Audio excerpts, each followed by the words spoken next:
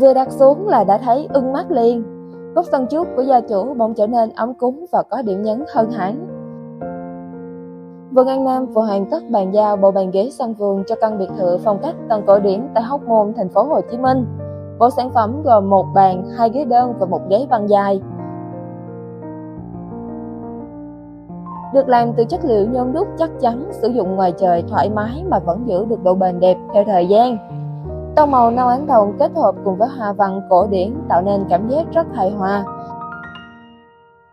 Không quá nổi bật nhưng mà vẫn đủ tôn lên vẻ đẹp tổng thể rất tự nhiên của ngôi nhà. Mong rằng từ nay đây sẽ là một góc nhỏ quen thuộc để gia đình ngồi uống trà, trò chuyện hay là thư giãn sau những giờ làm việc mệt mỏi. Vườn An Nam cảm ơn gia chủ đã tin tưởng và lựa chọn. Chúc anh chị luôn có thật nhiều những khoảnh khắc nhẹ nhàng và bình yên trong chính ngôi nhà của mình.